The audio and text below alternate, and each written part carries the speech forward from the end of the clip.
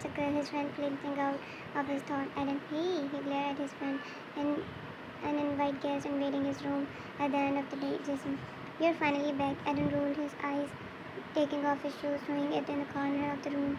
Adam, and you are finally here, Jason smirked as he walked inside, not leaving his friend alone even after a whole busy day.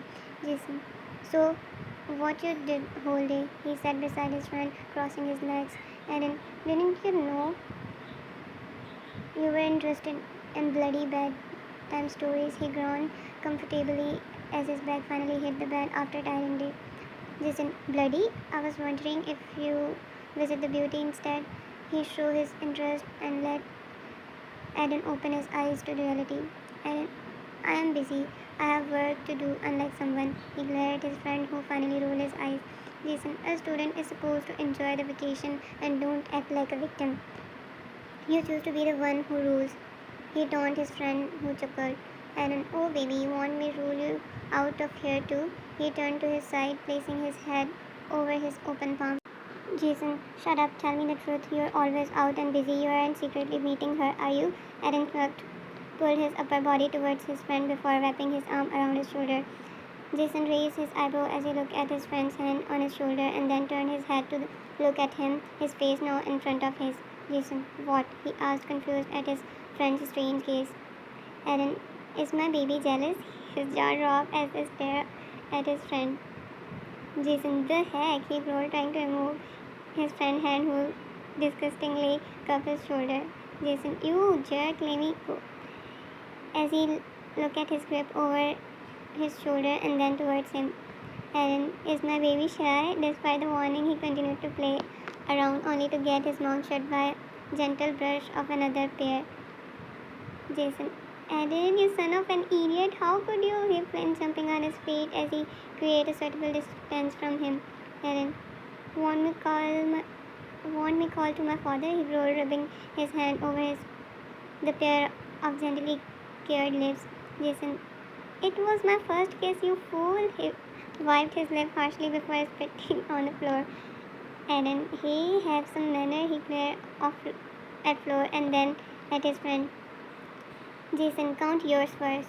And like an angry girlfriend, he turned to walk out of the room only to see his eyes widening. Jason, what the heck? He looked at his friend, surprised. Jasper, I knew something was off between both of you, he stated, immediately putting his cell phone in his pocket. Jason, what did you capture? Let me see. He extended his hand to get the cell phone, but his friend only smirked. Jasper, why would I? Jason looked at Eden, staring a look before turning towards her. Jasper, you should have closed the door, he said carelessly. Jason, we were not doing anything secretive, okay? He explained desperately. Aaron, right, delete those instant, he demanded, but Jasper shrugged carelessly. Jasper, not gonna help since it's already reached someone. Their eyes turned around as they looked at each other. Aaron, you didn't send it to brother, did you? Forgetting all the tiredness in his body, the man jumped off the bed without feeling any pain.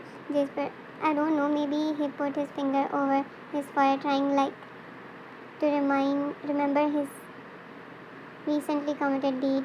Aaron, it's all your fault. Why did you move? He growled at Jason, this time whose crossed arm fell at the sudden accusation. Jason, mine?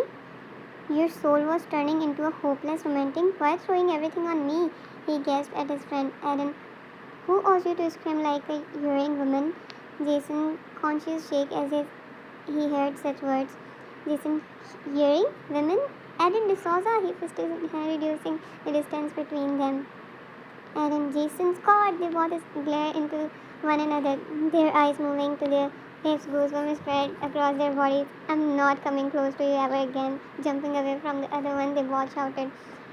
Jasper, can I take another shot? His voice directed the attack on him as the both burning males glared at him. Jasper Adams, with both of them teamed up against Jasper, the man knew he had no choice but to run for his life.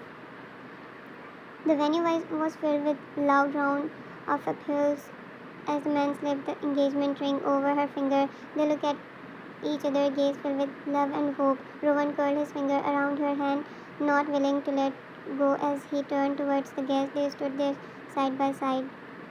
Rowan, I told you, only your resistance was stopping me. He turned his face a bit, eyes still on the people as he talked to Ellen.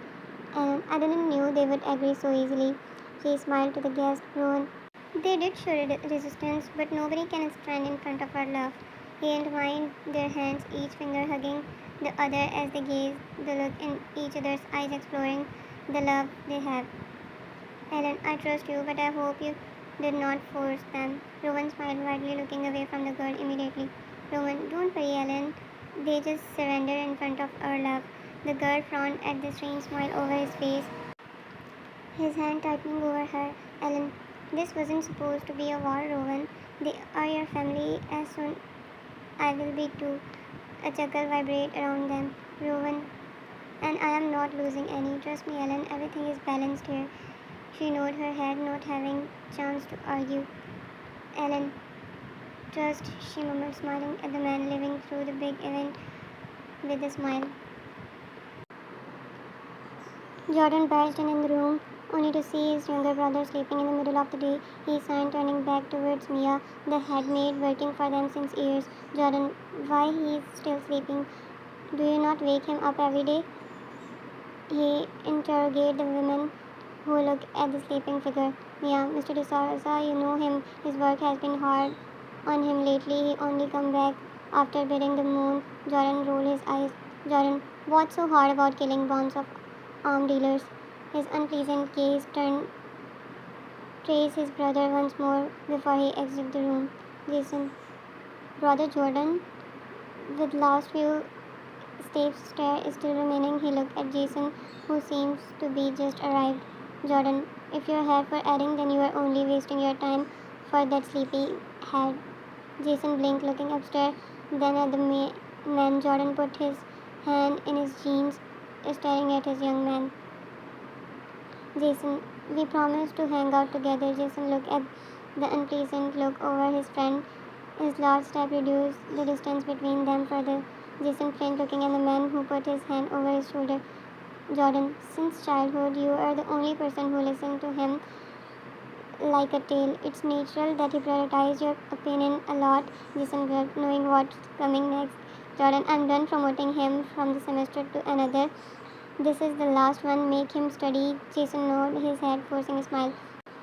Jordan, take him out and put some sense in him. If he broke the promise he gave me once more, I will not leave a single hair over his head nor a tooth in his mouth. Then he can go around with all the girls he likes. He growled with deep determination. He removed his hand as he walked past Jason.